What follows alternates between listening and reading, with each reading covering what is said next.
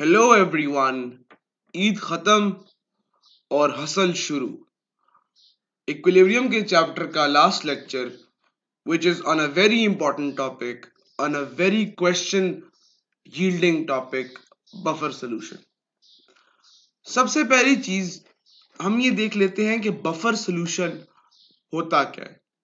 Buffer कहते हैं किसी भी झटके को न्यूट्रलाइज करना, ठीक है। अब बफर सॉल्यूशन एक ऐसा सॉल्यूशन है which resists any change in the pH when a small amount of strong acid or strong base is added to it। ठीक है, इस डेफिनेशन के तीन हिस्से, हम तीनों को बारी बारी डिस्कस करेंगे। फॉर अ सेकेंड ये चीज सोचे कि आपकी बॉडी में थाउजेंड्स ऑफ केमिकल रिएक्शंस होते हैं, आपकी बॉडी में एक मेटाबॉलिज्म चल रहा है 24/7। क्या आपके ब्लड में या आपकी बॉडी में एसिड नहीं बनता होगा या ज्यादा बेस नहीं बनती होगी, तो ये आपकी बॉडी का पीएच हमेशा, ब्लड का पीएच हमेशा 7.35 और 7.45 के बीच में क्यों रहता है? एवरेज 7.4 क्यों रहता है? क्या आप ड्रिंक्स पीते हैं, जब आप खाना खाते हैं या जैसे आप ईद पे गोश्त खाया है आपने, तो क्या आपके मैदे में ज्यादा एसिड नहीं बनता होगा? हाइड्रोजन आयंस की वजह से बनता है। तो फिर ये स्टमक का गैस्ट्रिक जूस है, उसका जो पीएच है वो 1.5 कंसिस्टेंटली कॉन्स्टेंटली कैसे रहता है? बाय द वे, ये बात करते हुए ना, ये एमसीक्यू पास्ट पेपर का है ये भी, और ये भी एमसीक्यू पास्ट पेपर का है, तो इन दोनों वैल्यूज को भी याद करें, ठीक है। और ये सोचे भी साथ साथ कि ऐसा कैसे हो सकता है कि हमारी बॉडी का पीएच जो है वो कांस्टेंट है, कंसिस्टेंट है। तो आपकी बॉडी में जो फ्लूइड्स है ना, वो आपके पास क्या है? बफर फ्लूइड्स है, बफर सॉल्यूशंस है। मतलब बफर सॉल्यूशन ऐसे सॉल्यूशंस हैं जो कि अपने पीएच में चेंज को रेजिस्ट करते हैं, ठीक है। जब भी उनके अंदर एसिड मतलब कि H+ या बेस OH नेगेटिव को डाला जाता है, तो वो क्या करते हैं? रेजिस्टेंस शो करते हैं टू चेंज इन पीएच। आगे हम बात करते हैं कि ये बफर सॉल्यूशन जो है ये बनता कैसे है, इसका मेथड ऑफ प्रिपरेशन क्या है, ये इसको प्रिपेयर करने का क्या क्या तरीका है। उसी बेसिस पे जो है हम बफर्स को दो टाइप्स में डिवाइड भी कर देते हैं, एसिडिक बफर और बेसिक बफर, ठीक है। अब एसिडिक बफर कैसे बनेगा? एसिडिक बफर बनेगा आपके पास कोई भी वीक एसिड हो, ठीक है, प्लस क्या हो? Salt with strong base. Basic buffer कब बनेगा? जब आपके पास एक वीक बेस हो plus salt with strong acid.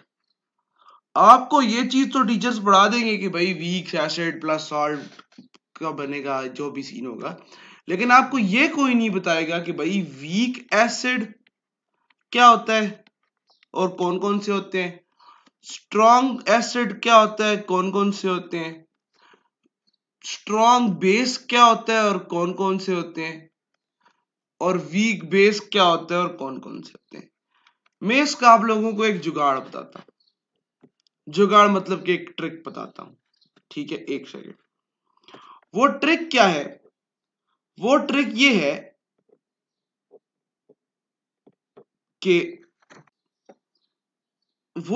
है कि अगर आप स्ट्रॉन्ग बेसिस सिर्फ पता करना चाहते हैं ना कौन सी है, तो उनके अलावा जितनी भी बेसिस होंगी वो क्या होंगी? Weak bases. अगर आपको स्ट्रॉन्ग एसिड पता चल जाए तो उनके अलावा जितने भी होंगे वो क्या होंगे? वीक एसिड्स, ठीक है।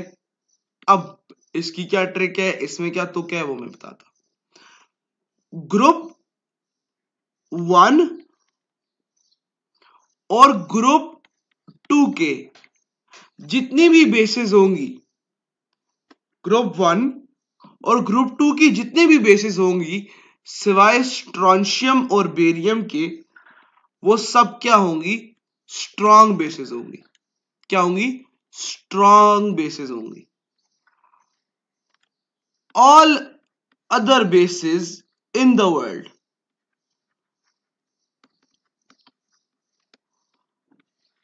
Are weak basis.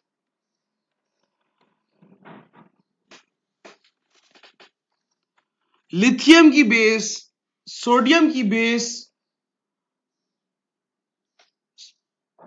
पोटेशियम की बेस, कैल्शियम की बेस, मैग्नीशियम की बेस के अलावा ग्रुप 1A और ग्रुप 2 स्ट्रॉन्शियम और बेरियम के अलावा दुनिया में जितनी भी बेसिस हैं वो सब क्या है? वीक बेसिस है। और ये सारी की सारी स्ट्रॉन्ग बेसिस मैंने आपको 2 वर्ड्स में लिख के बता दी है। ठीक है, अब आप स्ट्रॉन्ग एसिड्स को देखें। स्ट्रॉन्ग एसिड जो है ना वो थोड़े से कॉम्प्लिकेटेड है। कॉम्प्लिकेटेड इस तरह है कि लंबी लिस्ट है। सबसे पहले जो है वो HClO4 है, फिर आपके पास H2SO4 है। ये तो आपको बचपन से पता ही है कि यार ये थोड़े तगड़े किस्म के एसिड है। ठीक है, फिर आपके पास HCl है, ये भी बहुत तगड़ा एसिड है। फिर HBr है, फिर HI है। ठीक है, उसके बाद HNO3 है। इन 6 के अलावा, ठीक है, इन 6 के अलावा एक और होती है HSCN। इनके अलावा दुनिया में जितने भी एसिड्स हैं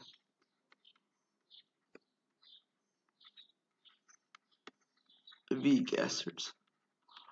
आप बोलेंगे इसमें मेरा क्या फायदा है, मैं क्या करूं? आप सिर्फ एक याद कर ले ग्रुप 1A और ग्रुप 2A के बारे में, और याद कर ले भाई इन 7 एसिड्स को। HClO4, HClO4, H2SO4, HCl, HBr, HI, HNO3 और HSCl। इसके अलावा जितनी भी एसिड्स होंगे वो सारे आपके पास क्या होंगे? वीक एसिड्स होंगे। ठीक है, अब हम बात कर लेते हैं भाई बफर्स की टाइप्स के बारे में। पीछे हमने पढ़ लिया weak acid, salt with strong base, weak base क्या होता है और वीक एसिड क्या होता है। अब वापस आ जाते हैं, एसिडिक बफर कैसे बनेगा? Weak acid plus strong base. Example इसकी क्या है? एग्जाम्पल इसकी है एसिटिक एसिड और sodium acetate.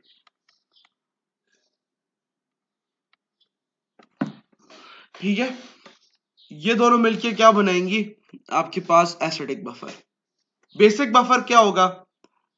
NH4OH weak base है आपके पास। ठीक है, एंड NH4Cl। पता है क्या है? ये और ये मिलके आपके पास आपस में बेसिक बफर और एसिडिक बफर बनाते हैं। अब आपको ये देख के समझ आ रही होगी कि इस एसिटिक एसिड को स्ट्रॉन्ग बेस यानी कि NaOH के साथ रिएक्ट कराया होगा, जिसकी वजह से सोडियम एसिटेट और एसिटिक एसिड आपस में एसिडिक बफर बनाती है। बेसिक बफर में देखिए तो आपके पास NH4OH को HCl के साथ रिएक्ट कराया होगा, जिसकी वजह से NH4OH और NH4Cl आपके पास बेसिक बफर बना देते हैं। अब सवाल ये पैदा होता है कि ये जो एसिडिक बफर है, ये जो बेसिक बफर है, ये प्रिवेंट किस तरह करेंगे कि पीएच को ये कम करें या पीएच को ज्यादा करें। ठीक है, सबसे पहले एसिडिक बफर का बफर एक्शन देखते हैं। अब आपको ये तो पता है ना कि आपके पास एसिडिक बफर जो है उसमें CH3COOH है और उसमें CH3COONA है। ठीक है, ये जो है वो कंपेरेबल क्वांटिटी में आपके पास वाटर में एडेड है। आपके पास क्या होगा? यहां पर भी एसिटेट आयन आ जाएगा प्लस H प्लस, और यहां पर CH3COO नेगेटिव आ जाएगा, उसके साथ क्या आ जाएगा? सोडियम आयन आ जाएगा। ठीक है, ये दोनों आपके पास क्या बना रहे हैं? एसिडिक बफर बना रहे हैं। अब सवाल ये पैदा होता है कि इनका बफर एक्शन कैसे होगा? बफर एक्शन कैसे होगा? तो इस चीज में लोग बहुत कंफ्यूज होते हैं, तो उसको समझ लेते हैं एक दफा ऐसे कि आप कभी इसमें दोबारा कंफ्यूज ना हो। ठीक है, अगर मैं इसमें एसिड डालूंगा तो क्या होगा? अगर मैं इसमें बेस डालूंगा तो क्या होगा? ये क्वेश्चन है ना। एसिड डालूंगा तो क्या होगा, बेस डालूंगा तो क्या होगा। एसिड डालूंगा तो मैं इसको रिप्रेजेंट कर सकता हूं H प्लस से, और बेस डालूंगा मैं इसको रिप्रेजेंट कर सकता हूं OH नेगेटिव से। ठीक है, अब अगर मैं इसमें एसिड डालूंगा तो आपके पास वो क्या करेगा, आपके पास मैं अगर एसिड डालूंगा तो वो आपके पास H plus plus CH3COO minus acetic acid बना देगा दोबारा। ठीक है, एसिटिक एसिड बना देगा दोबारा। अब आप सोच रहे होंगे तो बना तो ये भाई एसिड ही रहा है, तो फिर पीएच ज्यादा होना चाहिए, सॉरी पीएच कम होना चाहिए, H प्लस ज्यादा होना चाहिए। तो भाई ये वीक एसिड है, ये आयनाइज बहुत मुश्किल से होगा, ये अपना H प्लस बहुत मुश्किल से देगा। तो इसलिए ये इस बात को प्रायोरिटाइज करेगा कि ये एसिटिक एसिड की फॉर्म में रहे और ये अपना H प्लस डोनेट ना करे। सादा अल्फाज में इसको ऐसे समझ लो। अगर मैं कोई बेस डालता हूं तो क्या होगा, मैं कोई बेस डालता हूं तो वो रिएक्ट कर जाएगा किसके साथ, इस H प्लस के साथ, तो क्या बना देगा, वाटर। अब जिसको समझ नहीं आई ना वो इसको यहां पर समझेगा। मैंने आपके लिए इलस्ट्रेशन बनाने की कोशिश की है, देखना। मेरे पास क्या क्या था, CH3COOH था, और क्या था, CH3COO था, एसिटिक एसिड और सोडियम एसिटेट था। मैंने कहा कि ये वाटर में कंपेरेबल क्वांटिटी में, ये फॉर एग्जांपल कंटेनर है, इसको कंटेनर समझ लो, ये H plus plus CH3COO minus acetate ion, इधर भी एसिटेट आयन और प्लस Na। अब हुआ यहां पर कुछ ये कि मेरे पास मैंने क्या किया, एडिशन की किसकी, of OH negative, of OH negative, और यहां पर मैंने क्या की, एडिशन ऑफ H प्लस। अब क्या होगा कि ये जो OH है ये क्या करेगा, इस H को ले जाएगा। ठीक है, इस H को ले जाएगा और क्या बना देगा, वाटर। ठीक है, जबकि ये H प्लस जो है ये ले जाएगा इस एसिटेट आयन को और क्या बना देगा, एसिटिक एसिड। होपफुली इस इलस्ट्रेशन से आपको ये बात क्लियर हो गई होगी। अब एमसीक्यू क्या आता है, एमसीक्यू ये आता है कि मेरे पास एक एसिटिक बफर है, अगर मैं उसमें बेस डालता हूं तो वो बेस जो है वो किस चीज में कन्वर्ट हो जाएगी, और अगर मैं एक एसिड डालता हूं तो वो एसिड किस चीज में कन्वर्ट हो जाएगा, क्वेश्चन ये आता है। ठीक है, फिर सेकंड बात कर लेते हैं। दूसरी बात ये है कि भाई बेसिक बफर का बफर एक्शन कैसे होगा, बेसिक बफर का बफर एक्शन कैसे होगा।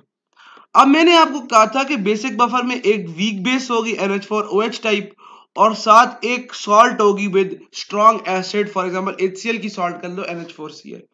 ठीक है, ये NH4 प्लस देगा, अमोनियम आयन देगा, और साथ हाइड्रोक्सिल आयन देगा। ठीक है, और उसी के साथ आपके पास यहां पर कुछ इस तरह की चीज बन जाएगी। अब सेम जिस तरह हमने एसिडिक बफर पढ़ा है उस तरह हम बेसिक बफर पढ़ेंगे। अगर एसिड डालूंगा तो क्या होगा, और बेस डालूंगा तो क्या होगा। ठीक है, अगर मैं यहां पर एसिड डालूंगा तो H प्लस डालूंगा, और बेस डालूंगा तो OH नेगेटिव डालूंगा। H प्लस डालूंगा तो वो हाइड्रोक्सिल आयन के साथ रिएक्ट करके H2O बना देगा, इस वाले हाइड्रोक्सिल आयन के साथ रिएक्ट करके। और अगर OH डालूंगा तो वो इन अमोनियम आयन के साथ रिएक्ट करके NH4 प्लस साथ रिएक्ट करके अमोनियम हाइड्रोक्साइड बना देगा, जो कि फिर खुद एक वीक बेस है। वीक बेस इसका मतलब है कि वो OH नहीं देना चाहेगा, इसका मतलब है कि मैंने पीएच को बढ़ने से प्रिवेंट कर लिया। मैं इसको दोबारा एक इलस्ट्रेशन की मदद से समझा देता हूं। ठीक है, बिल्कुल वैसे ही जैसे हमने एसिड की इलस्ट्रेशन बनाई है इस तरह की इलस्ट्रेशन बनाते हैं। मेरे पास क्या था, NH4OH था, और उसके साथ NH4Cl था। मैंने दोनों को कंपेरेबल क्वांटिटी में डाल दिया वाटर में, ammonium ion plus hydroxyl ion आ गया और ammonium ion plus chloride ion आ गया।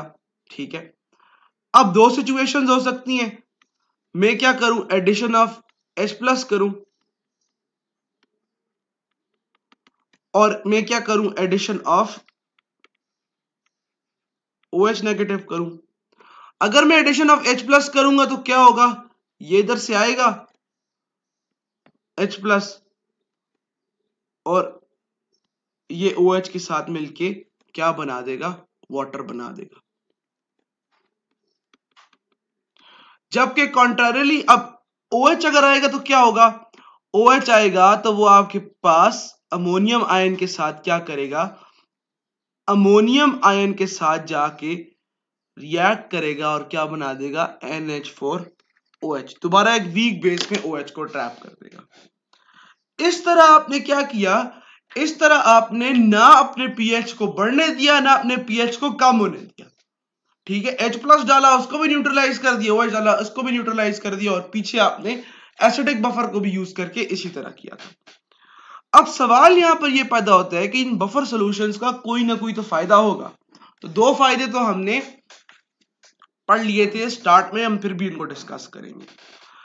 तो एप्लीकेशन जो है ना बफर सॉल्यूशन की, ये थोड़ी सी एमसीक्यूज के लिहाज से इंपॉर्टेंट है, तो इनको देख लेना। पहली एप्लीकेशन है इंडस्ट्रियल।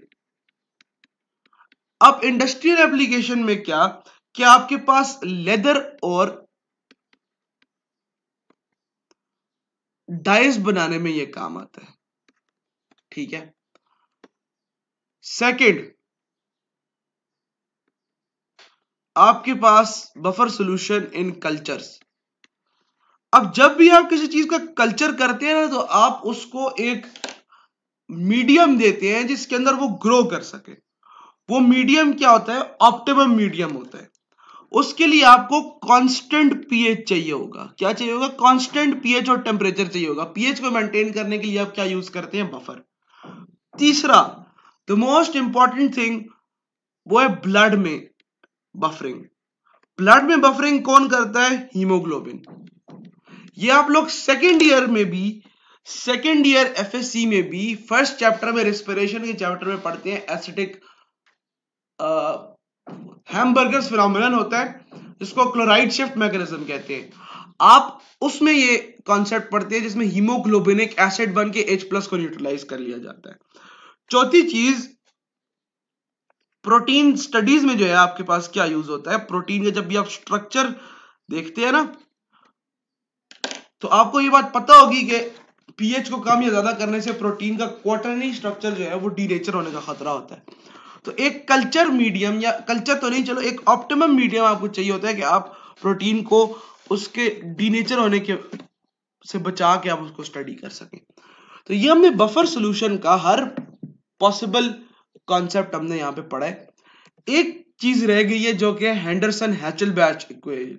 ठीक है, मैंने सोचा था कि उसको अलग से लेक्चर में पढ़ा दूंगा, लेकिन मुझे ये लगता है कि यार अभी अगर मैं पढ़ा दूं तो काम आसान हो जाएगा। क्या है जी, हेंडरसन इक्वेशन। हैचलबैच को छोड़ो मना, हेंडरसन इक्वेशन। हेंडरसन इक्वेशन ये कहती है कि एसिडिक मीडियम में पीएच क्या होगा, equals to pH equals to pKa plus, oh sorry pKa plus log salt by acid. ठीक है, अब वो कहने का मकसद ये है कि इसमें तीन बातें पूछी जाती है। ठीक है, कि पीएच मैक्सिमम कब होगा, पीएच ज्यादा कब होगा, पीएच कम कब होगा। ठीक है, तीन बातें पूछी जाती हैं आपसे एमडी कैट में। अब बात यह है यार, वो तीनों बातें जो है ना हम अभी आपके सामने डिस्कस कर लेते हैं।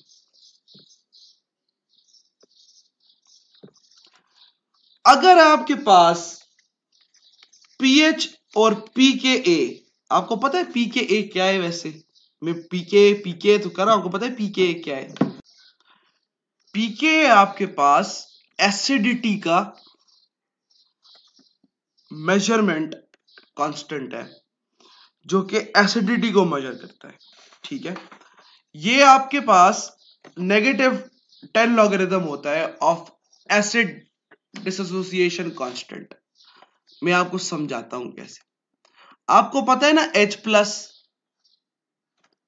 पता है ना H+ की कंसेंट्रेशन है आयंस की, आप उसका लॉग लेते हैं तो क्या बन जाता है? pH। इस तरह ही आपके पास क्या होता है? Ka, एसिड डिसोसिएशन कांस्टेंट, आप उसका लॉग लेते हैं, ये बन जाता है pKa, ठीक है। इतनी सी बात याद रखो। एसिड बेस वाला चैप्टर आपका नहीं है, सिर्फ हेंडरसन हैशेलबैच इक्वेशन है, उसका इस चीज से लेना देना नहीं है। बस ये याद रख लो, H+ का लॉग लेंगे pH बन जाएगा, K का लॉग लेंगे pK बन जाएगा। ज्यादा फजूल बात याद करने का क्या फायदा यार, मुझे खुद बताओ। अच्छा, तो पहली सिचुएशन ये हो सकती है कि pH जो है वो बराबर हो pKa से, pH जो है वो ज्यादा हो pKa से, और pH जो है वो कम हो pKa से, ठीक है। अगर आपके पास pH ज्यादा है pKa से, इसका मतलब है सॉल्ट और एसिड कंसंट्रेशन क्या है? बराबर है, ठीक है। सॉल्ट और एसिड कंसंट्रेशन क्या है? बराबर है किसकी? एसिडिक बफर की। अगर आपके पास pKa क्या है? कम, और pH क्या है? ज्यादा, तो salt is greater than acid. और अगर आपके पास pKa ज्यादा है तो इसका मतलब है salt is less than acid, ठीक है। अब भाई बात का मकसद क्या है? बात का मकसद ये है कि आपके पास बेस्ट बफर कब बनेगा। एमसीक्यू आता है which of the following is the best buffer, तो this situation makes the best buffer. ये 4 बातें याद रख लो, number 1, number 2, number 3, number 4। MCQ इसी में से आएगा, ठीक है। इसके बाहर से हेंडरसन हैचेलबैच इक्वेशन से कुछ भी नहीं आता, एमबीबीएस में भी नहीं आता, तो यहां पर क्या आएगा? सेकंड चीज क्या कि बेसिक हो तो क्या होगा? बेसिक हो तो क्या होगा? POH आ जाएगा यहां पर, पीएच की जगह यहां पर PKB आ जाएगा, प्लस आपके पास log of salt by base आ जाएगा, ठीक है। क्या आ जाएगा?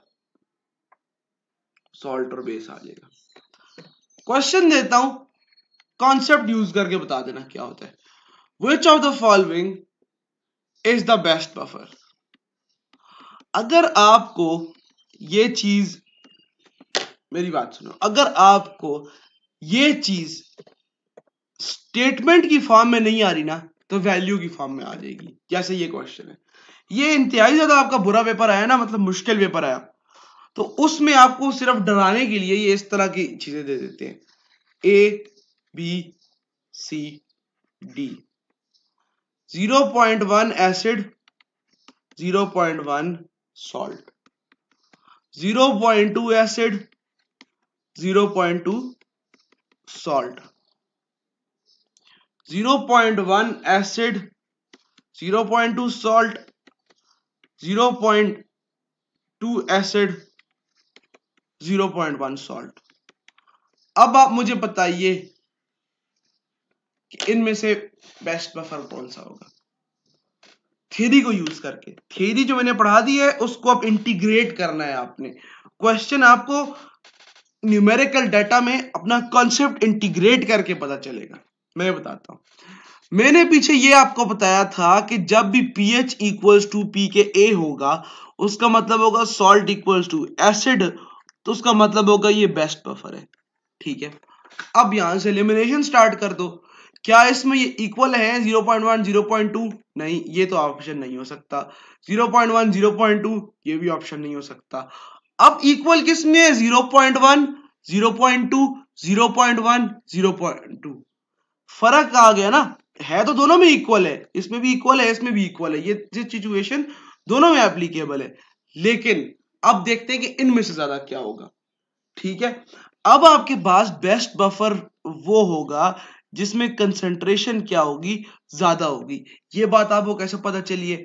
ये बात तो आपने नहीं बताई, ये बात हमें यहां से पता चली है, इधर से ये।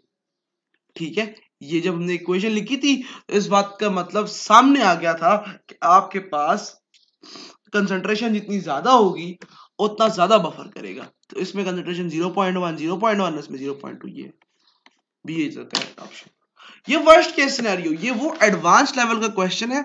मैंने जब आपको पिछले लेक्चर में जिसमें मैंने केएसपी पढ़ाया था उसमें भी एक क्वेश्चन कराया था जिसमें सारे कह रहे थे समझ नहीं आया कि ये कैसे सॉल्व हुए। तो यार ये वो एडवांस लेवल का क्वेश्चन था, और ये भी वही है कि जो मतलब अगर इंतहाई ज्यादा जुल्म हो गया ना तो बफर में से ये क्वेश्चन आएगा। आपको मैं बताता हूँ बफर में से क्या क्वेश्चन, इस लेक्चर में मैंने कितने क्वेश्चंस कराए मैं गिना के बताता हूँ आपको। बफर की डेफिनेशन, एक एमसीक्यू। पीएच ऑफ ब्लड, दूसरा MCQ. PH of gastric juice, तीसरा एमसीक्यू। एसिडिक बफर का फॉर्मुलेशन, चौथा एमसीक्यू। एग्जाम्पल, पांचवा एमसीक्यू। फिर फॉर्मुलेशन, सातवां एमसीक्यू। उसकी एग्जाम्पल, आठवां एमसीक्यू। फिर इसका बफर एसिड, बफर मैकेनिज्म क्या होगा। एसिड आएगा, पहले कितने हो गए थे, 8। एसिड आएगा 9वां एमसीक्यू, बेस आएगा तो 10वां एमसीक्यू। ठीक है, same goes with basic buffer, 11वां एमसीक्यू, 12वां एमसीक्यू। फिर आपके पास एप्लीकेशंस में ब्लड और कल्चर्स का एक एमसीक्यू कर लेते हैं, 11 एमसीक्यूज, तो ये हो गए टोटल 12वां ये एमसीक्यू, 13th और 14th एमसीक्यू। 15th जो है ना वो मैंने खुद करके बता दिया। 15 एमसीक्यू सिर्फ और सिर्फ बफर में मैं आपको बता रहा हूं, इस लेक्चर में मैंने कराए हैं। आप कोई भी अगर प्रैक्टिस बुक उठा कर सॉल्व करना शुरू कर दें या संडे टेस्ट के क्वेश्चंस उठा लें या कोई दुनिया जहान की किताब उठा लें, उसमें इसी में से क्वेश्चंस होंगे। ठीक है, ये 15 एमसीक्यूज मैंने कराए हैं जो कि पास्ट पेपर में आ चुके हैं, जो कि मेरे अपने एमडी कैट में इसमें से 3 सवाल आए हुए थे यार। ठीक है, हमारा एक दफा कैंसिल हो गया फिर दोबारा हुआ था ईटा। ठीक है, उसमें भी इस तरह के क्वेश्चन आए हुए थे। तो हमने ये इक्विलिब्रियम का चैप्टर, बफर का चैप्टर, इक्विलिब्रियम का चैप्टर, बफर का टॉपिक खत्म कर लिया। अब हम केमिकल काइनेटिक्स स्टार्ट करेंगे, one of my favourite topics, favourite chapters. तब तक के लिए अल्लाह हाफिज।